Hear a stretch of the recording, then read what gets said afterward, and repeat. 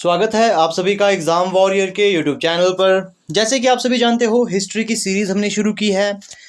ये हिस्ट्री की दूसरी क्लास है। जिन्होंने पहली क्लास नहीं देखी उसे ज़रूर देख ले। बाकी आई बटन पर आपको उस क्लास का लिंक मैं दे दूंगा। आज जो हम बात करेंगे वो हम आद्य ऐतिहासिक काल के बारे में बात करेंगे। पिछली क्लास में हमने प्राग ऐतिहासिक काल के बारे में सीखा था, तो आज हम सिंधु सभ्यता के बारे में पढ़ने वाले हैं। अब सिंधु सभ्यता को पढ़ने से पहले कुछ एक चीज़ों का नॉलेज आपको होना ज़रूरी है। जैसे कि सिंधु सभ्यता ये सिंधु नदी के तट पर मिली थी, इसलिए इसे सिंधु सभ्यता कहा जाता है। इसे हड़प्पा सभ्यता भी कहा जाता है, क्योंकि जो खुदाई के दौरान सबसे पहला स्थल मिला था वो हड़प्पा था। इसी प्रकार से आपसे ये पूछ लिया जा सकता है कि सिंधु सभ्यता की जानकारी सबसे पहले किसने दी। तो सिंधु सभ्यता की जानकारी चार्ल्स मैसन के द्वारा दी गई थी। और सर्वेक्षण किसने किया सिंधु सभ्यता का? ये किया था जेम्स कनिंघम के द्वारा। और अगर आपसे पूछ लिया जाए सिंधु सभ्यता का नामकरण किसके द्वारा किया गया, तो जॉन मार्शल के द्वारा सिंधु सभ्यता का नामकरण किया गया था। और आपको बता दें, सिंधु सभ्यता विश्व की सबसे पहली शहरी सभ्यता थी। इसका अगर विकास काल पूछ लिया जाए 2500 ईस्वी से लेकर 2500 ईसा पूर्व से लेकर 1750 ईसा पूर्व तक इसे माना जाता है। बिफोर क्राइस्ट इसे कहा जाता है। ये 2500 से 1750 ईसा पूर्व तक ये माना जाता है। अब आपसे बात करें इसके विस्तार की। जो सिंधु सभ्यता थी उसका विस्तार किन किन क्षेत्रों में हुआ, अगर आपसे पूछ लिया जाए विस्तार, तो सबसे उत्तरी बिंदु सिंधु सभ्यता का पूछा जाए तो वो था कश्मीर में, जो कि मांडा, कश्मीर में मांडा नामक जगह है। ये सबसे उत्तरी पॉइंट था सिंधु सभ्यता का, जो कि चिनाब नदी के किनारे स्थित था। और अगर आपसे बात में ये पूछ लिया जाए कि पश्चिमी ओर से सिंधु सभ्यता कहां तक फैली थी, तो पश्चिमी सभ्यता में अगर पश्चिमी ओर से ये पूछ लिया जाए तो पाकिस्तान के सुतकांगेडोर तक ये फैला हुआ था। और ये स्थल दाशक नदी के पास स्थित था। पूर्व में अगर पूछ लिया जाए, पूर्व में इसकी जो पूर्व की सीमा थी वो उत्तर प्रदेश के आलमगीरपुर तक थी। उत्तर प्रदेश के आलमगीरपुर तक इसकी सीमा फैली थी पूर्व में। और ये किस नदी किनारे स्थित था? हिंडन नदी के किनारे ये स्थित था। दक्षिणी ओर से पूछ लिया जाए तो सबसे दक्षिणी बिंदु इसका दैमाबाद था, जो कि महाराष्ट्र में स्थित है। और इसके वहां जो नदी थी वो प्रवरा नदी बहती थी। या फिर ये पूछ लिया जाता है दैमाबाद प्रवरा नदी के तट पर स्थित था। ये चीजें पूछ ली जाती है। अब हम बात करते हैं कुछ एक प्रमुख स्थल के बारे में, क्योंकि आप सभी जानते हो सिंधु सभ्यता एक काफी बड़ा टॉपिक है, लेकिन कुछ एक स्पेसिफिक टॉपिक है जहां से क्वेश्चन ज्यादातर पूछे जाते हैं, वो मैं आपको यहाँ पर कवर करवाने वाला हूँ। तो सबसे पहला स्थल है हड़प्पा, जो कि मोस्ट इंपॉर्टेंट है। सिंधु सभ्यता को हड़प्पा सभ्यता भी कहा जाता है, क्योंकि सबसे पहला स्थल यही खोजा गया था। इसकी खोज जो की थी वो दयाराम साहनी के द्वारा 1921 में की थी। और ये रावी नदी के तट पर स्थित है। यहां पर क्वेश्चन पूछ लिया जाएगा हड़प्पा की खोज किसने की थी, या फिर इसके शोधकर्ता कौन थे, तो यहां पर आपसे आंसर आएगा दयाराम साहनी। और ये वर्तमान में कहां पर स्थित है, तो ये पाकिस्तान के माउंट गोमरी जिले में स्थित है। अब यहां से जो क्वेश्चन पूछा जाता है कि कौन कौन से महत्वपूर्ण स्थल यहां से मिले थे, या फिर पुरातात्विक साक्ष्य यहां से क्या क्या मिले थे, तो यहां से मिला था कुम्हार का चक, अन्नागार यहां से मिला था, श्रमिक आवास यहां से मिला था, मातृदेवी की मूर्ति यहां पर मिली थी, लकड़ी की ओखली यहां से मिली थी, लक्कड़ का ताबूत यहां पर मिला था, RH-37 कब्रिस्तान यहां पर मिला था, हाथी का कपाल मिला था, और स्वास्तिक चिन्ह यहां से मिला था। क्वेश्चन पूछ लिया जाता है कि श्रमिक आवास कहां से मिला, तो ये हड़प्पा से मिला था। आपसे पूछ लिया जाएगा RH-37 कब्रिस्तान कहां से मिला, ये सिंधु सभ्यता से मिला। इस प्रकार के क्वेश्चन यहां से पूछे जाते हैं, तो ये आपने हड़प्पा के संदर्भ में याद रखना है कि ये चीजें हमें मिली थी। दूसरा जो महत्वपूर्ण स्थल है वो है मोहनजोदाड़ो। मोहनजोदाड़ो की जो खोज की थी वो किसने की थी? 1921 में राखलदास बनर्जी के द्वारा इसकी खुदाई की गई थी। और अगर यहाँ पर बात करें ये कहाँ पर है, ये पाकिस्तान के लरकाना जिले में स्थित है। इसके साथ में जो नदी थी, या फिर जो मोहनजोदड़ो किस नदी तट के किनारे स्थित था, तो ये सिंधु नदी के किनारे स्थित था। ये मोस्ट इंपॉर्टेंट इसलिए भी है, मोहनजोदाड़ो सिंधु सभ्यता का सबसे बड़ा शहर हुआ करता था। और सिंधु सभ्यता को मृतकों का टीला भी कहा जाता है। मृतकों का टीला इसे क्यों कहा जाता है? क्योंकि यहाँ पर मृतकों का बहुत बड़ा टीला मिला था, इसीलिए इसे मृतकों का टीला कहा जाता है। अब जो जरूरी चीजें हैं यहाँ पर क्या क्या हमें मिले हैं, क्या क्या पुरातात्विक साक्ष्य हमें यहाँ से मिले हैं, वो मिले हैं पुरोहित आवास, घर में कुआं यहाँ पर मिला है। क्वेश्चन पूछ लिया जाता है घर में कुआं कहाँ से मिला, ये मोहनजोदाड़ो से मिला। विशाल स्नानागार यहाँ से मिला, अन्नागार यहाँ से मिला। अब आप कहोगे कि हड़प्पा से भी अन्नागार मिला, मोहनजोदाड़ो से भी। यहाँ पर जो अन्नागार मिला ये सिंधु सभ्यता की प्राप्त होने वाली सबसे बड़ी बिल्डिंग में से एक था।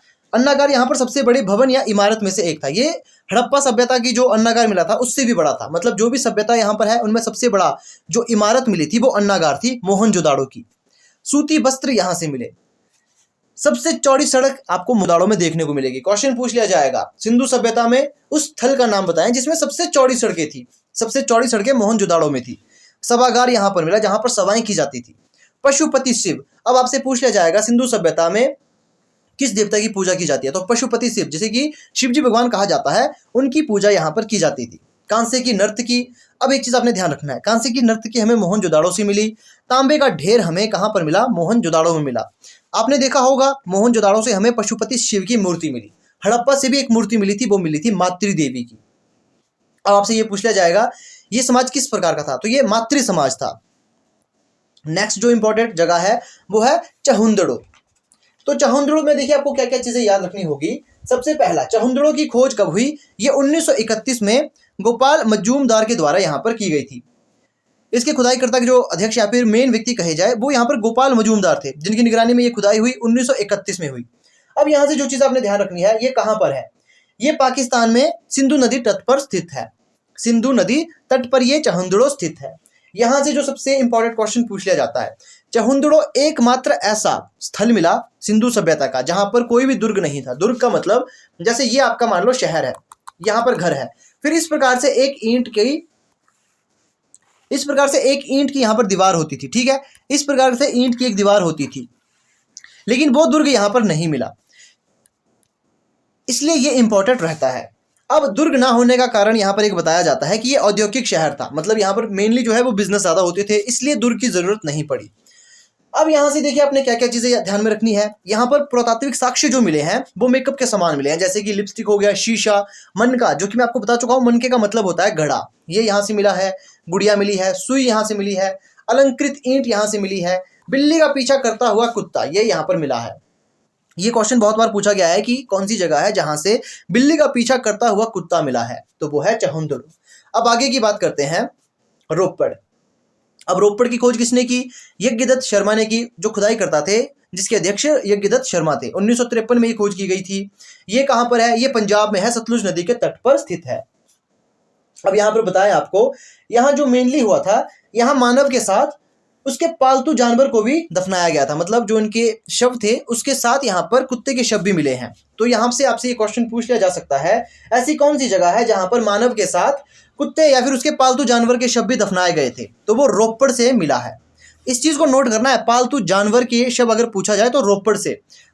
और अगर यहाँ पर देखिए बनवाली, यहाँ से भी एक चीज आपने ध्यान में रखनी है। बनवाली सबसे पहले इसकी खोज किसने की थी, रविंद्र ने इसकी खोज की। और ये कहाँ पर है, ये हरियाणा में है। यहाँ पर जल निकासी की व्यवस्था नहीं थी, जल निकासी की व्यवस्था नहीं थी, इसका मतलब यहाँ पर आपको क्या देखने को मिलेगा, खोखता यहाँ पर आपको देखने को मिलेगा। खोखते का मतलब यहाँ पर टैंकी से हो सकता है, मतलब आप ये मानकर चलिए यहाँ पर अच्छी प्रकार की जल व्यवस्था नहीं थी, जिस कारण यहाँ पर खोखता देखने को मिला। खोखते का मतलब होता है टैंकी। टैंकी यहाँ पर जो ईंटों से बनाई गई होती है या फिर कुएं टाइप के जो बनाए होते हैं, वो चीज आपको यहाँ पर देखने को मिलेगी। फिर यहाँ पर बात करते हैं जो सड़कें थी, सड़कें यहाँ पर टेढ़ी मेढ़ी थी, सड़कें जो थी वो टेढ़ी मेढ़ी थी। यहाँ पर क्वेश्चन पूछ लिया जाएगा ऐसी कौन सी जगह है जहां पर सड़कें टेढ़ी मेढ़ी थी, तो आपको आंसर देना होगा बनवाली में। अब नेक्स्ट यहाँ पर बात करेंगे कालीबंगा। कालीबंगा में बहुत सी चीजें आपको ध्यान में रखनी होगी। सबसे पहले कालीबंगा की खोज किसने की, ये बीके थापड़ और बीबी लाल ने की थी। कालीबंगे का अर्थ होता है काली मिट्टी की चूड़ियां, तो यहाँ से काली मिट्टी की चूड़ियां मिली थी। और साथ ही साथ जो चीजें यहाँ से मिली थी, अलंकृत ईंट यहाँ से मिली, चूड़ी यहाँ से मिली, जोता हुआ खेत, हल एवं हवन के कुंड यहाँ से मिले हैं। यहाँ से क्वेश्चन पूछा जाता है हल के साक्ष्य कहाँ से प्राप्त हुए हैं, तो ये कालीबंगा से हुए हैं। और ये कालीबंगा राजस्थान में सरस्वती या फिर घग्गर नदी के किनारे पे है। इस चीज का आपने ध्यान रखना है, यही क्वेश्चन यहाँ से पूछे जा सकते हैं। वैसे मेनली कालीबंगा से क्वेश्चन पूछा जाता है कि चूड़ियों के साक्ष्य कहाँ से मिले हैं, तो वो मिले हैं कालीबंगा से। या फिर कालीबंगा का अर्थ क्या है, ये चीज पूछ लिया जाता है। बाकी हल के साक्ष्य कहाँ से मिले, हवन कुंड यहाँ से मिले, ये चीजों का आपको नॉलेज होना जरूरी है। Lothal one of the most important यहाँ पर स्थल है। अगर बात करें हड़प्पा मोहनजोदाड़ो। उसके बाद यहाँ पर लोथल एक ऐसा स्थल है जहां से ज्यादा क्वेश्चन पूछे जाते हैं। सबसे पहले लोथल की जो खोज थी वो किसने की थी, या फिर खुदाईकर्ता के अध्यक्ष थे यहाँ पर रंगनाथ राव, रंगनाथ राव थे। फिर यहां से आपसे पूछ लिया जाएगा कि ये कहां पर है। ये गुजरात के अहमदाबाद जिले में स्थित है। ये इकलौती ऐसी जगह थी जहां पर घर के दरवाजे सड़क की ओर थे। देखिए जो सिंधु सभ्यता के लोग थे ये एक शहरी लोग थे और इनको पता था जैसे ये घर है यहाँ पर सड़क है, ये अपने दरवाजे इस ओर बनाया करते थे ताकि अगर बच्चे वगैरह बाहर निकले तो कोई हादसा ना हो। इस प्रकार से यहाँ पर ये पूरी तरह से सोच रखते थे। लेकिन एक जगह ऐसी थी सिंधु सभ्यता की जहां पर दरवाजे सड़क की ओर थे, वो लोथल था। एकमात्र ये ऐसी जगह थी जहां पर सड़क की ओर घर थे।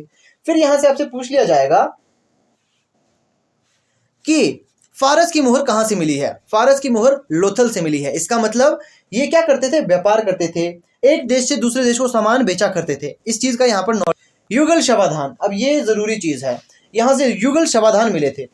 अब हमने देखा था रोपड़ में पालतू जानवर को इंसान के साथ दफनाया गया था, और लोथल एक ऐसी जगह है जहां पर युगल शवाधान, सीधे तौर पर कहा जाए सती प्रथा का यहाँ पर आपको साक्ष्य देखने को मिलेगा। मतलब अगर उसका पति मर जाए तो औरत को भी यहाँ पर या तो जला देते थे या फिर उसे मार देते। तो इस प्रकार से कुछ कार्य होते थे। तो युगल शवाधान आपसे पूछ लिया जाएगा कि युगल शवाधान कहाँ से हमें देखने को मिलता है, तो ये हमें लोथल से देखने को मिलता है। या फिर आपसे ये भी पूछ लिया जाएगा सती प्रथा के प्रमाण हमें कहाँ से देखने को मिलते हैं, तो वो हमें लोथल से देखने को मिलते हैं। अब दूसरा यहाँ पर जो मेन टॉपिक बचते हैं वो मैं आपको बता दूं। ये 3-4 यहाँ पर मेन स्थल जो बचते हैं। सबसे पहला है धौलावीरा। धौलावीरा के बारे में आपको मैं बता दूं, इसकी खोज रविंद्र सिंह ने ही की थी। ये गुजरात में है और सिंधु सभ्यता का सबसे बड़ा स्थल है धौलावीरा। सबसे बड़े स्थल की बात करें तो धौलावीरा सबसे बड़ा स्थल है सिंधु सभ्यता का। सुरकोटता, ये जरूरी क्यों है? सुरकोटता देखिए यहाँ पर, ये गुजरात में स्थित है। यहाँ पर कलश शवाधान और घोड़े की हड्डियां यहां से मिली थी। घोड़े की हड्डियां यहां से मिली थी। अब बात करते हैं रंगपुर की। रंगपुर देखिए ये गुजरात में है। धान की भूसी यहां से मिली थी। ये चीज यहां से पूछी जा सकती है। और अब आपसे कुछ एक और चीजें भी पूछी जा सकती है, वो मैं आपको एमसीक्यूज में भी बेहतर तरीके से समझा दूंगा। लेकिन फिर भी कुछ एक चीजें आप नोट करें कि भारत का सबसे बड़ा स्थल कौन सा है सिंधु सभ्यता का। देखिए सिंधु सभ्यता का सबसे बड़ा स्थल तो मैंने आपको बताया धौलावीरा है, लेकिन भारत में सबसे बड़ा स्थल कौन सा है? भारत में सबसे बड़े स्थल की अगर बात करें तो वो है राखीगढ़ी। राखीगढ़ी भारत में सबसे बड़ा स्थल है, जो कि कहाँ है? हरियाणा में है। और अगर आपसे पूछ लिया जाए जो सिंधु सभ्यता थी वो किस प्रकार का समाज था, तो मातृसत्तात्मक समाज ये था। ये आपको यहाँ पर मातृसत्तात्मक समाज था। वहीं आपसे पूछ लिया जाए जो सिंधु सभ्यता के सिक्के थे उस पर किसकी मुहर थी? एक सींग वाले जानवर की। उसकी पहचान अभी तक नहीं हो पाई है, वो आखिरकार जानवर था कौन सा। एक सींग वाले जानवर की मुहर होती थी। फिर यहाँ पर माप तोल के लिए जो यूज किया जाता था, जिसे बट्टा कहा जाता है या फिर बाट कहा जाता है, वो 16 किलो का बाट यहाँ से मिला है। वहीं सिंधु सभ्यता वाले युद्ध से परिचित नहीं थे, गाय से वो परिचित नहीं थे। और यहाँ पर पूछा जाता है कई बार कि सिंधु सभ्यता का पतन किस कारण हुआ। तो जो सिंधु सभ्यता का पतन है वो पूरी तरह से ये पता किसी को नहीं है कि इसका पतन किस कारण से हुआ। लेकिन जो एक्सेप्टेबल तथ्य यहाँ पर सबके द्वारा स्वीकार किया जाता है वो होता है कि बाढ़ के कारण इनका विनाश हुआ होगा। तो अगर पूछ लिया जाए कि सिंधु सभ्यता के पतन का कारण क्या रहा होगा, तो बाढ़ आपका सही आंसर यहाँ पर हो सकता है।